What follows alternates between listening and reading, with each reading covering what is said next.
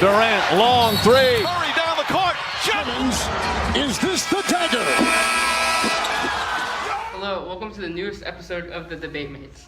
I'm Matthew Swanberg, and today I'm honored to be joined with the first two-time guest ever on The Debate Mates, Coach Stretch. How y'all doing, man? Back again. So, we haven't done a video in a while. Last one we did, I did it alone right around the time of when Kevin Durant was still struggling with the LA Clippers, and those struggles are long gone. That's one thing we'll get to, as well as many, many other things. So we've got old series to review, new series to preview, and some coaching decisions made outside of the playoffs. Yeah. And we might as well start there, get the trash out of the way first. Really? That's how we're going to start the show? Yeah. Okay, all right. So, Stretch, you're the resident Lakers fan, so Yeah. let me know, what are your opinions on the Lakers signings of Frank Vogel and then as the assistant coach, Jason Kidd? Well, not a fan of it. I'll be polite and say that. Not a fan of it. That's number one. Number two. It is what is holding up the camera right now, the trash can, Oh, my God. behind the scenes. Number two, what I will say is that Number two, get it, because it's bad. It's very bad. it is really bad. It is really, really bad. But I will say I think they hired Jason Kidd. I will say that they hired Jason Kidd. I believe they wanted Jason Kidd to begin with. But, Jason Kidd currently has bad optics. So after the Monty Williams debacle, the Monty Williams chose Phoenix over them, And the Ty Lue debacle, that was horrible, so disrespectful. Can't believe the Lakers did that to one of our own, man. How are we gonna disrespect one of our own like that? That is horrible. So they really wanted Jason Kidd. Jason Kidd, like I said, has really bad optics. The whole Brooklyn mess. He had some incidents with the law. And then he was in Milwaukee and he had some power issues there. I believe they really wanted Jason Kidd, but he has to put on a good face first. So Here's one positive, I think. With them signing Frank Vogel, I've heard this on a couple of NBA talk shows. It's like they're running a family business. They hired Magic, and then they hired they were going to hire Ty Lue, who was with LeBron. Right. So this, I think, one, it shows that the Lakers control their own team, and it's not LeBron who's making the decisions. Because if they hired Ty Lue, one, I don't think Ty Lue really had that great of success in Cleveland. Sure, he won the title with them, but I think we can. Oh my, man! So you think David Black could have got on the title? I don't see why not. If Draymond Green doesn't get This guy. it's a lot to talk about. So I'll leave it at that. But I don't know how much success he would have had with the Cavaliers. I think it would have shown that LeBron was calling the shots, which I think he still probably is. But the Lakers, I think, with this, kind of put him in his place and said, we're going to hire the coaches that we think are best for our future. But with that being said, I don't think they're best for their future. Absolutely not. I think Monty Williams probably would have been the best coach for their future. Right. If you're considering the young talent that's on the roster. In addition to LeBron, I think Monty Williams would have been the guy for them. After him, I believe it probably should have been Ty Lue or even Mark Jackson. Like Mark Jackson didn't even get a phone call. Yeah. So I don't know what they're doing. And as a Laker fan, I am troubled. I am confused, and I don't know, man. I just don't know what's going on. But they did say that Jason Kidd was kind of like mentoring Lonzo Ball over the past few months into the season. So, So the Lakers got one thing off of their to-do list for the summer. They still have many more things to do. One of those things is maybe trading their superstar LeBron James to a team that recently got eliminated from the playoffs in the Philadelphia 76ers. Segue to the teams that just got eliminated and what they need to do. And one of those things, one of the rumors, is the Philadelphia 76ers. I'm not just saying this randomly. I didn't just bring that up randomly. Yeah. The 76ers are considering a trade, or rival execs think there's a chance that this could happen. A Ben Simmons for LeBron, obviously that's not just a one-for-one type of swap. Right. And are you cool with that deal for the Sixers, or what else do you think the Sixers should do in free agency? In my opinion, I think they should stand pat for at least 1 year. With that being said, I think somebody has to get in Ben Simmons' ear, tell him he needs to learn how to shoot a jump shot. 15 to 18 feet, doesn't even have to be a three-pointer, just something that you can get to off of a pick-and-roll set. And if Ben Simmons can shoot a jump shot, they win the Eastern Conference, hands down. They had the best starting five. Embiid was a matchup nightmare. His plus minus was through the roof when he was on the floor. But the issue is when he gets off the floor, what do? Here's the thing that if they can manage to re-sign all of their free agents, which there are a lot of, I'll read a couple of the names off. Jimmy Butler, Tobias Harris, JJ Redick, the headliners, those are the main ones, James yeah. Ennis, and a couple others I didn't even mention, Boban Marjanovic, TJ McConnell, guys like that. Yeah, If they can re-sign their core, it's not a problem of if they're talented enough. If they are, they should have beaten the Raptors. Because in the Game 7 situations, and a lot of games actually down the line, Pascal Siakam, Kyle Lowry, Marcus Gasol, they were all afraid to shoot in the big moments. Especially in Game 7, they were passing up open shots to Kawhi Leonard. Yeah. If this might get a little controversial because we don't really know what was going on with him, but if you have a not whining Joel Embiid, you win that series. Hands down, I think. Why you say whining? I think the kid was sick, man. I think he was sick too, but you still can't use that as an excuse after a bad game. And then he called out Charles Barkley, Shaquille O'Neal for saying, you're being soft. You have to play through it. I do agree he has to play through it. But, I believe Joel Embiid has only been playing basketball since he was 12. So, with that being said, he's only been playing basketball for a decade. Mm-hmm. So now what you're seeing out of Joel Embiid is stuff that we would see out of a high school kid. A junior, senior high school kid. Oh, I got the flu, I can't play. We're not seeing a true professional yet. But I think we will see one now that he's felt that pain of losing the way he did. I think we'll see a new Joel Embiid where he takes care of his weight. It was honestly embarrassing to see someone that really represents the NBA in that way, who really represents Philadelphia and their team, just completely fold under the pressure because he was sick. I don't think he folded. Those are strong words, man. Those are strong words. Okay, I think he was sick. I'll give him that. But Game 7 of the NBA semifinals, in order to get to the conference finals, to maybe play the Warriors if they go to the finals, to have a chance to knock off the defending champs. Okay. And Joel Embiid is shooting mid-range and three-point jump shots in Game 7. That's not what he's good at. That's one of his strong suits. But his strongest thing is when he's in the post. Right. I know Marc Gasol's a great defender, no disrespect to him. Right. But when he's in the post, no one should be able to stop him. He called himself the most unguardable player in the league, and then he lays an egg like this. Okay, so here's the issue. The issue is when Ben Simmons and Joel Embiid on the floor at the same time. One of them has to turn into a jump shooter. One of them has to turn into a jump shooter. Ben Simmons won't even attempt a jump shot. Right. And that's the problem. That's why you have Joel Embiid shooting mid-range and threes for no obscene reason. But that's why all this revolves around. What about in the regular season? They were successful when Joel Embiid was playing with his back to the basket. Yeah, and Ben Simmons was more downhill. Right. In the playoffs, the game slows down dramatically. And people get to focus in on your strengths and your weaknesses to an all-time level. So Toronto turned this thing into a half-court set. They didn't let Ben Simmons get downhill. Ben Simmons was literally standing 8 feet away from the basket, where that should have been a short jump shot. Wouldn't even take it. Just sat there like a statue waiting for somebody to come get the basketball. And I'm screaming dude, just turn around and shoot it. The guy's defending you was 6'3". Just turn around and shoot the basketball, man. Right. But he won't shoot it. Yeah, and kind of the undervalued thing for why the Sixers lost, no one's really talking about their bench or lack thereof bench. No disrespect to James Ennis, guys like that. But in the playoffs, when you're going 7 men deep, the 6 and 7 men, they can't just be. They gotta be. We played them in the regular season, so they should be okay. When you look at the Warriors, they have Sean Livingston, Kevon Looney coming off the bench, who've been there, done that, and can play under pressure. Usually Iguodala. Yeah. Right. But with the Sixers, one, a lot of their players aren't experienced. You can't really hold that against them. But two, they need to get bench players that are more than just we play them because we only have 5 great players. You need to get bench players that you can rely on, and it didn't seem like there was much trust there. They weren't good. And the Toronto bench wasn't good either. No, surprisingly. And Philadelphia has a better starting 5, most people would say. But they had.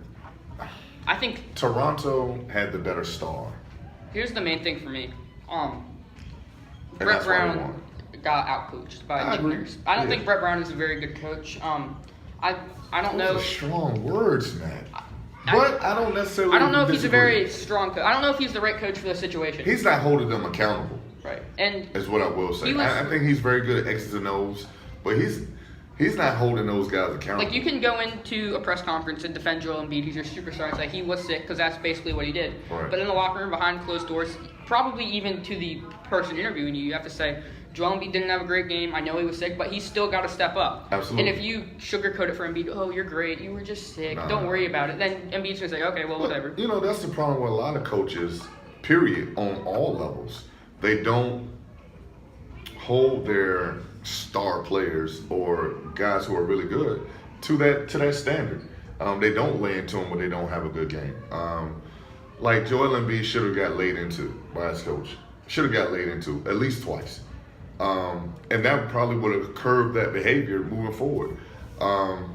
Same thing, like, before we get there, to the Nuggets, Paul Millsap did a disappearing act in Game 7. Like, dude, what? You are their vet. Yeah, and you just disappeared on those guys.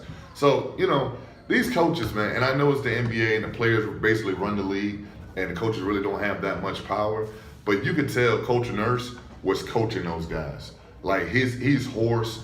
He was sweating through his shirt. He was coaching his guys, and that's what you want to see.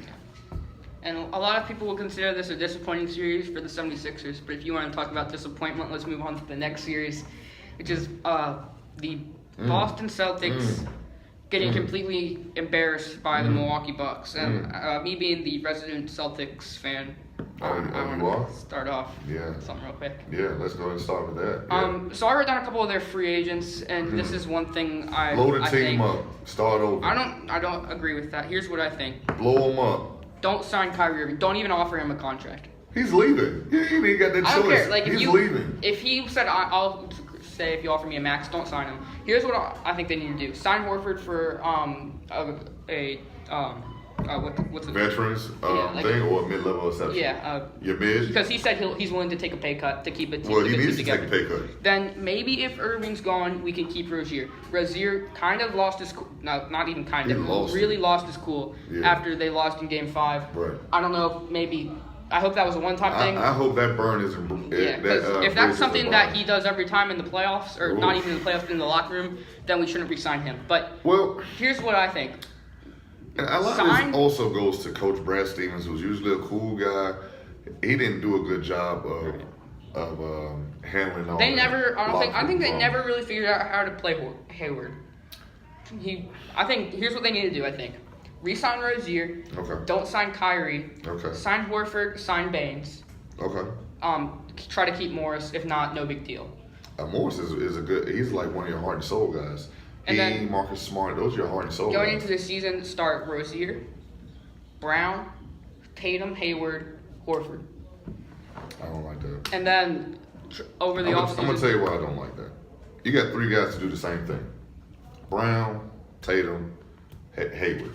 They all do the same thing. Shoot a whole bunch of mid-range jump shots. Not really outstanding from the three. Suspect in creating their own shot. Needs to be set up. Like, you can't run an offense like that. You can't run anything substantial like that. My opinion is one of those three guys got to come off the bench. The problem is you sign Hayward to a max deal, so you kind of that's a whole lot of money to get somebody that's going to come off the bench. In my opinion, don't sign Kyrie. See if you can move Hayward or Brown. And I would start Rozier, Tatum, whoever you could get, for one of those pieces, Morris and Horford.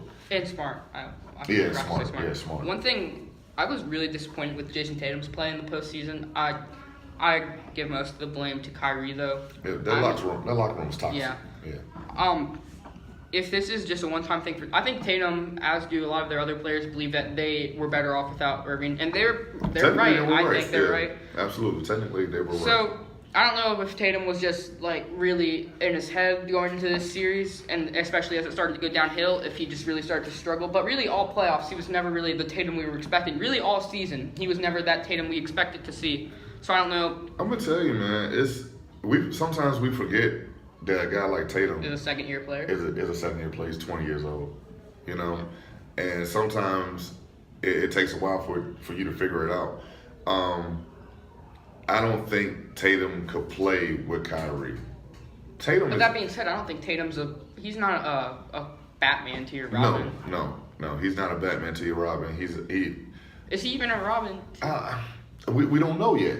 We don't know yet. The issue is Brad Stevens, while he was a college coach, took a bunch of 2-star, sometimes 3 stars. He was lucky, 1-star, 2 stars players, and he kept them and he molded them for 3+ years, and they got the most out of them. So last year, what you saw when Kyrie Irving got hurt, he took a whole bunch of guys who weren't great at one thing, and he molded them together, and he got the best out of them. So now you have these stars coming back, as in Hayward and Kyrie, and that's not what Brad Stevens does. Like, that's not what he does. He's all about team, together, work hard, chop the wood type. He's one of those guys. So, it's hard for him to coach stars, and you can see that throughout the entire season. Right. I think just the main thing with Boston is to get rid of Kyrie Irving. Kyrie, going into the season, was one of my favorite players. Oh, yeah. And he left the season. Yeah, he's one of my least favorite players in the whole league. He's out. He's going to New York with KD. And that's my new favorite team. Oh, my God. I'm a KD follower. Man, stop I'm it. a KD follower. Oh, my God. You know that. You've known me for That many is years. the problem with the NBA right now. People are following players and not supporting teams.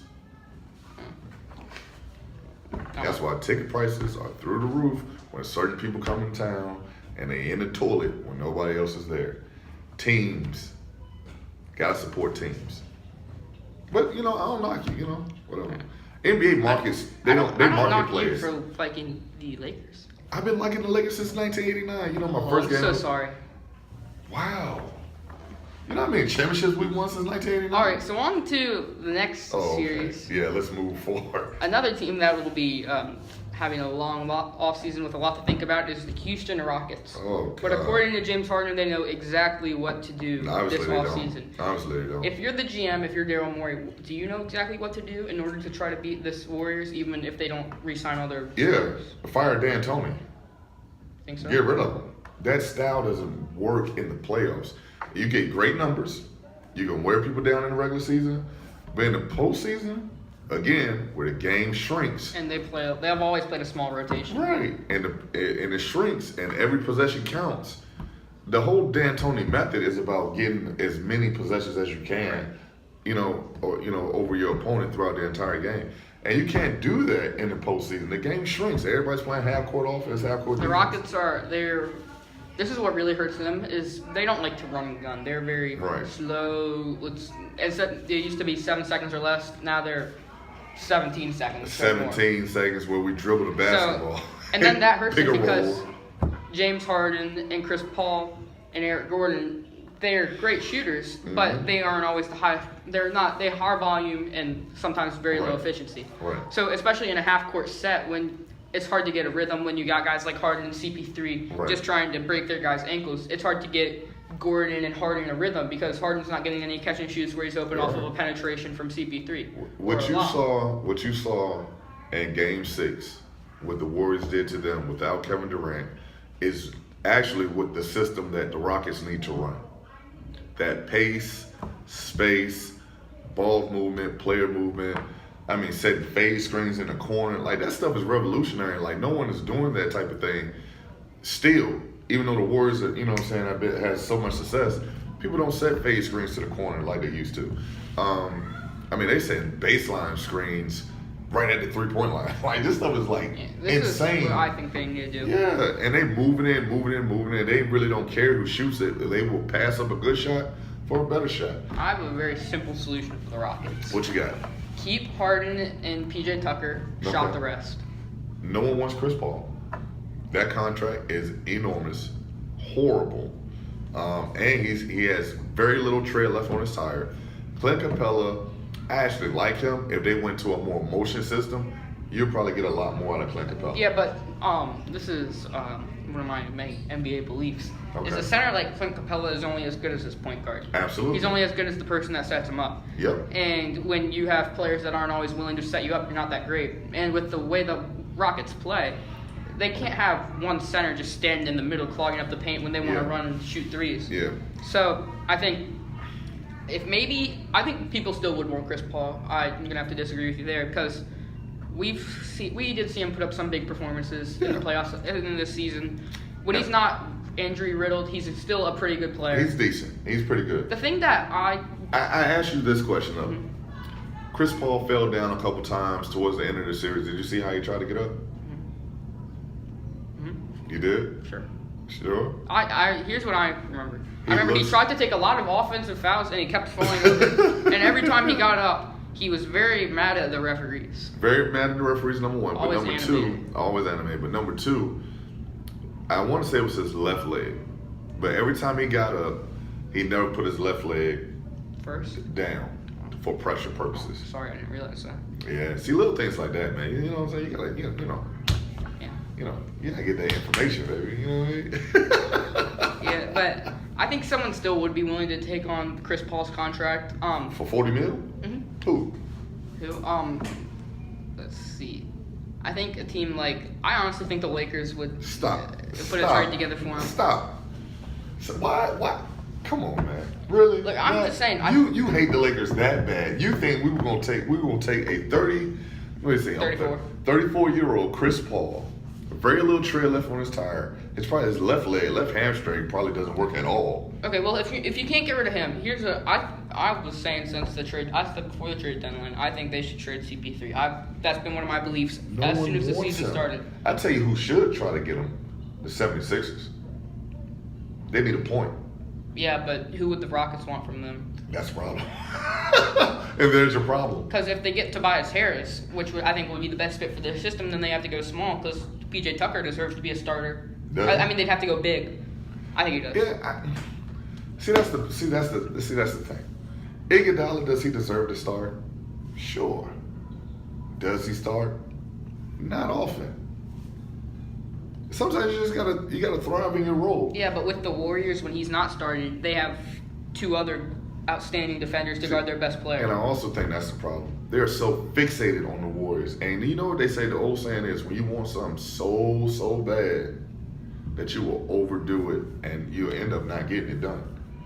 And that's what I feel like they're so fixated on beating the Warriors. Oh, we gotta beat the Warriors, No, you need to be the best version of yourself first. Yeah, and they failed at that this season. They had the great chance. Kevin Durant was out, and Steph Curry showed up. Speaking of Kevin Durant, do you think that's just a calf strain or? Yes, just a calf strain. You sure? Mm-hmm. Okay. I think he'll be back for Game 3.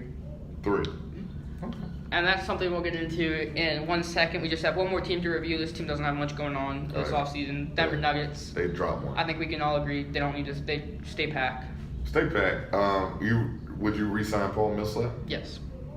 I know you were upset of his disappearing act in the playoffs. I wouldn't. And, I mean, these Nuggets only played 14 postseason games. That gives them more confidence going into next season. Yeah. But I still think it's good to keep Paul Millsap because he is still a good defender and is a good locker. He's a what? Good defender. Even if you bring him off the bench. To who? To who? What do you mean to who? You know what? See, I think the Nuggets will actually get a lot better when they don't re-sign Paul Millsap. That will give them, what's that kid's name that they drafted a couple years ago? They know one. Michael Porter Jr. I guess. That guy. He's going to be really good. He's going to be really, really good. Michael Porter Jr. was amazing in high school. Don't get me started on the NCAA rules where they got to go play a year. And this is why they should eliminate that rule because that kid went to college and got hurt, tore his back all to pieces. So this will be his second or third year? This will be his third year? Second year? Mm-hmm. So this will be his second full year. And they already announced he's going to play in Summer League. Oh, yeah. So look, Bob Paul, Michael Porter, hello, welcome to the dance. 6'9", can do it all. He is a monster. Watch. All right, watch. I used to like him, and then he said that he was going to be the next Kevin Durant. He said what? He's going to be the next Kevin Durant. Oh, yeah. See, that's why alcohol should be banned. He said he was going to be like a mix of Kevin Durant and Giannis. I was like, I don't think he should go there. He's more of a Giannis type of guy, not Kevin Durant. He can't shoot that well. Yeah, alcohol is definitely a terrible drug, and it should not be given to youth at all. Public service announcement. Too late. All right. Michael Porter was definitely drunk when you said that. Now on to the conference finals.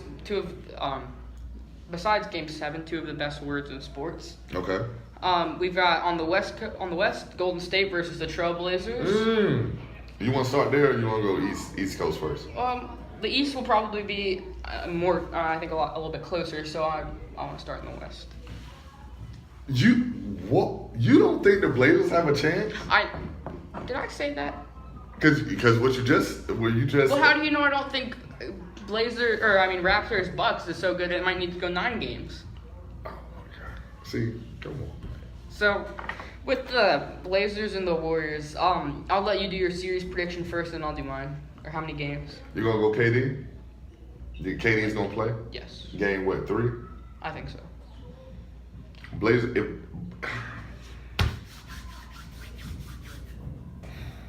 If KD can't play until game, let's say later in the series, like game 5 or so, Blazers can win that thing. Okay. If he comes back early, game 3 or so when they hit the road, Blazers could be in trouble. I'm gonna go Warriors in 6 since it was taking you so long. I'm going Blazers in 6. Oh, you're on the Blazers, the throne of the Warriors. Yep. All right, I'll hear your reason. Dame time. Yeah, Okay. How about that? Here's my reasoning How as about that, to why Matthew? I think the Warriors will. Dame Dollar.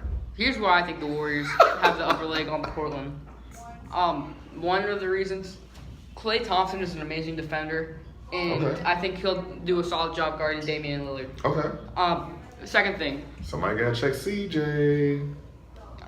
and you know who that'll be? Iguodala. Mo Harkless. What? Whoever the third guy is going to destroy Steph. He's gonna be too small. Oh, Mo Harkless. Whoever it is. Mo Harkless isn't a very talented offensive player, and Whoever's gonna be. all throughout the postseason, even when he was guarded by Will Barton, not Will Barton. Torrey Craig would be on Lillard. He's a small forward. Yeah. And then they'd have Gary Harris on CJ McCollum. So he's guarded by Jamal Murray. They never really went to him. Well, And then so I think they match up with them really well. they do. It is gonna be a solid matchup. I do agree that. I think Draymond Green is great because one thing that He can switch. And with Portland, their part, in my opinion, you're probably gonna disagree with this, is Enes Kanter.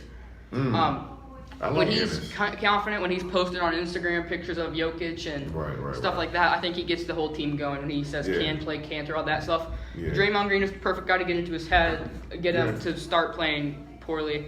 And then I think the Rockets are a more talented team than Portland. I don't think they're better coached, and they might not have better schemes. Okay. But Rockets, if they couldn't beat the Warriors, this is their second look at them in the second straight year, same teams, and they still couldn't figure out a scheme to beat the Warriors. I don't think a team like Portland, who hasn't faced them recently in the playoffs, can figure out how to beat the Warriors in one attempt, 7 games. Look, I'm going for Portland because I want somebody fresh in the finals. Yeah. I'm going for Portland. The fact that KD is hurt, I think hurts them. If they get KD back game 3, it's a wrap, I think. I agree with that. I will say that. I think the Warriors, they had those kind of chokes at home in their first series. They weren't really defending home court very well. Since the Clippers series, they've defended home court against the Rockets in all of their games. So I think they got that bad home losses out of their blood. I agree with that. Blazers got to strike early. If the Warriors go up 2-0, the series is over, especially if KD's coming back. I agree with that. That's why I say if the Blazers can at least split and Golden State, they get a split. If they can split the first 4 games, you know what I'm saying, Blazers can do some damage. Yeah, and I know the Nuggets were the best team statistically at home this series, or this season. And the Portland Trail Blazers were able to take the Game 7 win off of them. Right. But the Warriors in the postseason are a different animal. Even if they had the worst record at home in the regular season, they're just a different animal once they get home in the postseason. I'm not even going to shortchange them. They are really, really good. They're really great. They're really great. So that's. Man, I had a bit of a scare there. Yeah. That was bad. Crisis averted. So we agree. Golden State 6. You said Blazers in 6. No, you say Golden State 6. I say Blazers in what, 6? Yeah. All right. Who's your X factor 7. for this? I'll go Blazers 7. I'll go You Blazers really 7. think the Warriors would choke away a game 7 at home? Yep. That's bold. Yep. That was very. I go bold. Blazers 7. You go Golden State in 6. All right. So who's your X factor for the series? Man, the Blazers got to play some outstanding team basketball. To be honest, I believe the way you beat the Blazers is by pounding them down low. You got to make them pay for that. I got a question. Do you know how to answer a question? Yeah. Who is the? What is your prediction? Can I get to it? What is your prediction for the series? Well, the Warriors. Can I get to it? Kevin Durant's out, and I like the Blazers, and I also am a Lakers fan, so I'm gonna answer that in a couple. Can I get to it? I don't know. Can you? It is Cantor. What's that kid? Zach Collins. Yeah, that guy. That kid. Yeah. That kid is really good. Those two are the major X factors. Aminu is also an X factor. The weird thing, he didn't play. I might be wrong. He didn't play at all in the second half. Yeah, he didn't play at all second half. And that could have been that hydration thing that we was talking about from Ramadan. Cantor played. He played 40 minutes. Yeah. I promise you, probably plugged up to an IV at 8:00 p.m. But they said he woke up at 3:30 in the morning and ate a bunch of food and stuff. Carbo load. See, I already knew it takes a big toll on you. Like if you've ever seen The Office in the Fun Run, Michael Scott carbo loaded and he dominated the race. Oh so Enes Kanter just did the same thing. Oh my God! But those are your X factors. Who's your X factor for the Warriors? For the Warriors, I'm gonna give one for both sides. Okay, who you got? For the Warriors, my X factor. This is kind of this might be weird. My X factor is Steph Curry. And I know you're probably thinking Steph Curry's going to show up. He's Steph Curry. No, not necessarily, because he actually plays pretty bad when Kevin Durant's there in the playoffs. Because he's the most important Warrior. But not the best. Not the most talented. Most important. I'll say that. So, if Steph Curry can duplicate his second half performance against the Rockets in Game 6 and carry that confidence over, I think that'll be good. Maybe one thing that he's got going for him is his dad and his mom will probably be at all the games because he's playing against his brother Seth. So maybe he's got that family competition going on. But if he doesn't and he's not motivated, then the Warriors could be in for a long series. Yeah. If Steph gets hot early, I know we saw Portland make that great comeback against Denver yesterday in order to win the series. But when Golden State's up big, and I know they've blown a couple leads, they've kind of known for that other than the championships. Right. If they get a lead at home this far into the postseason to the Blazers, 10, 17, whatever, then I don't think they're letting that up. I agree with that. So if Curry gets hot, I think this is weird. My X factor might not be a person, but my X factor is the start of the game. That's not really or that'll be my most important thing. But my X factor is Steph Curry. The first 7 minutes of the first quarter. Yeah, if they can build a big lead off of that, the Warriors are known for their third quarter runs. Right. If Steph can get hot early on, if Klay can get it going, if Draymond can get his just be Draymond. Yeah, just be Draymond. Right. And then also Andre Iguodala, because as I mentioned, Iguodala will have to guard one of those two stars. Yeah. And he was phenomenal in the Rocket series, hitting threes, playing great defense. Yeah. If he can play like that again, then the Warriors I think can win easily. Like I said, man, I think if the Blazers can muck the game, as they say, muck it up a little bit. If they can just muck it up, get real dirty and grimy, Blazers can win this thing. Right. And then my X factor for the Trailblazers, I'm going to stick with the theme of All Stars, is Damian Lillard. Because in Game 7, Lillard didn't show up at all. Not even in the clutch moments. He had a three that was wide open off of a turnover by Nikola Jokic. That was clutch. It was clutch. But for the most part, Damian Lillard did not hit the shots we were expecting him to hit. But you know what he did do? A lot of rebounds. And? He kept control of the pace. There we go. Man, I knew he was a smart guy. So that's why he's my X factor, because if he's not scoring, if the Warriors jump out to a big lead, can he stay composed? Imagine Game 7, CJ McCollum isn't doing his thing. Does Damian Lillard stay composed, keep control of the pace if McCollum's not single-handedly keeping him in the game with his jump shots and floaters? Right. So I think they'll be fine. Yeah, I think he's my X factor for this series. I'm very glad it's this instead of Portland. Warriors, Denver. I think that would have been 4-5. That would have been ugly. Mm-hmm. Especially Jamal Murray. Jamal Murray, I think. He's good, but he's not there yet. He's not ready. It was good experience for the Nuggets to get that far that they did. So I'm going Warriors 6, you're going Blazers in 7. Yep. All right, and now on to the Eastern Conference series. Bucks, Raptors, we got a good one here. Bucks with home court advantage. Raptors coming off of the... Let's just get your thoughts on that first. Oh, here's the one question. Better buzzer beater, Damian Lillard or Kawhi Leonard? Kawhi Leonard. Really? Most appealing Dames. Dames was most appealing. I have to go with the Damian Lillard shot because of the story too. Yeah, the wave goodbye afterwards the wave goodbye, and the stare into the camera. Yeah. The whole story with him versus Westbrook. Yeah, I'm with you. Degree of difficulty, Kawhi. Game 7, man. Yeah. Everything on the line. Sheesh. That was insane. Don't even get me started on that. I was just having a conversation before we got in here about whose fault that was. Wait, who did you pick to win that series? I believe I want to say Toronto. I believe I heard you say Philadelphia. I probably was Philadelphia. They had the better starting lineup. Hey, I just want to... Remember when I texted you yesterday and you said who do you got for Game 7? I picked both of the teams correct. You did. You tried to talk me out. You're like, Portland's not going to do well because I said that. But I did pick Toronto to win Game 7. And I did pick Toronto to win Game 7, and I also picked Portland to win Game 7. Yeah, I mean, yeah, okay. So would you rather shoot 100% or 50%? Yeah, 100% all day long. Exactly. Philadelphia had the better team. That's why you're only a temporary thing. Oh my God. Anyway, moving forward, let's go ahead and speedball ahead. Who you got? Raps, Bucks. This is a tough one for me to predict because whose star's gonna show up the most? Yeah, and well, not even that for me. It's whose role players are gonna show up the most. Because I think they're gonna cancel out. Really? I think that all their role players are gonna cancel out. Well, in this series, I know they're not technically role players, but I'm considering Pascal Siakam, Kyle Lowry, Marc Gasol, basically everyone that starts other than Kawhi Leonard a role player for the for the Raptors. Mm-hmm. If Pascal Siakam played like he did early on in the series and during the season where he looked like a potential all-star, then the Raptors can win. If Kyle Lowry is aggressive, if he is a good shot maker, playoff Lowry, if he can get rebounds, he can get assists, and play great defense on Middleton, and that no matter how bad he's shooting, one thing you have to. You think they're gonna put him on Middleton? I think they could. One thing you have to say about Lowry, I don't care how bad he might be offensively, no matter what he's doing in the game, if he's horrible on offense, if he's injured, whatever, he always tries on defense. That is one thing I love about Lowry. He's always in the game. He's always. Same thing with Eric Bledsoe on the flip side. It's like they kind of mirror each other.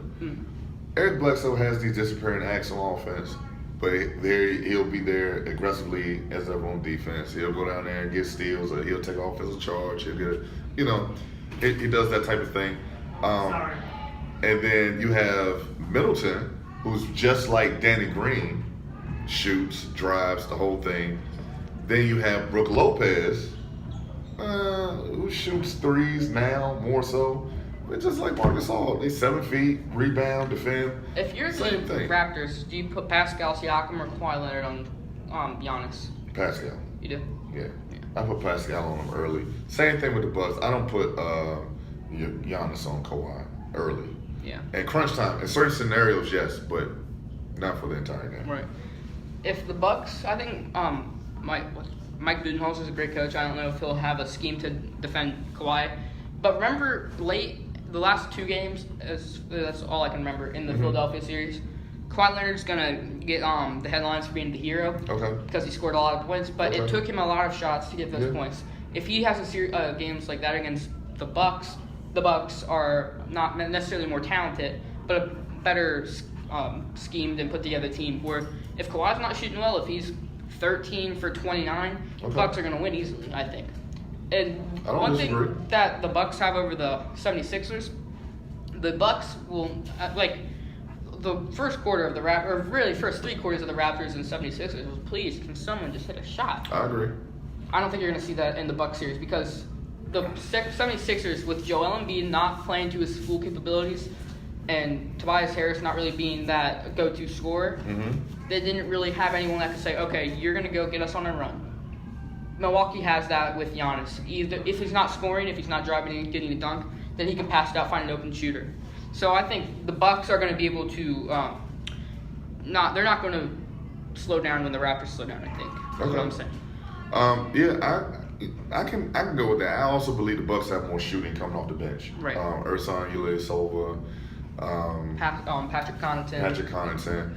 Michael Brogdon should be back, hopefully. He is back. He played in Game 7. But Or back. Game 5, I mean, but back. George Hill? Yeah, George Hill. I mean, they have more. Absolutely. They have more shooters. And when the game slows down and Giannis is penetrating, he kicks. He's penetrating. When he kicks, those kicks go for threes. Let's go ahead and penetrate. Those kicks go for threes. So I never answered the question of who I'm taking in the series. Yeah, you never answered the question. I'm turning into you. I'm going Bucks. I'm going Raptors in 7. I'm going Bucks in 7. All right, my X factor is Kyle Lowry. Who's yours? Or no, my X factor is Marc Gasol. Can I say the bench? Sure. Yeah, my X factor is going to be the bench play for both teams. Because if Fred VanVleet actually acts like he knows how to play basketball again, that could be a big boost for the Raptors. And we just discussed the bench play from the Bucks with Connaughton, Hill, and those guys, Ersan, Ilyasova. They also got Mirotić too, don't they? Yes. Yeah, like they got a lot of that's shooters. what I was doing when I went 3 Kola. Yeah, they got a lot of threes. 3 Kola Mirotić. Yeah. Whatever. Yeah, penetrate. Penetrate. All right, so we got two great conference finals series going up. What do you think has the higher watch value? Golden State and Blazers. Just because they're Golden State. Yeah. I think the better games will be Raptors and Bucks. I believe Golden State Blazers. Those games actually might be blowouts. I hope we finally get a series, like every single series of this. The series were close from the outside, but on the inside it was like Bucks win by 20. Right. Or Sixers win by 20. Right. Raptors win by 20. Right, it was so boring until Game 7, and they finally pulled it together. Yeah, I mean, I think the Eastern Conference games are going to be a lot closer. Yeah. And I think the Western Conference games, if it gets that deep, they'll start getting closer as well. So I think NBA fans should get their money's worth right here. Yep. All right, so we talked about a lot of stuff, covered a lot. We'll be back sometime to talk about the conference finals and heading into the finals. Okay. Hopefully we can do a video together soon. Okay, I'll get another invite. Yeah. Hey. I mean, if you want to be a permanent debate mate, the invite's there. Okay. All right. Look, man, the schedule is crazy, but look, whenever I got time for debate mates. All right. Oh, man. All right, so y'all, we got to talk about done, and now here I am penetrating my way to the off button. Penetrate.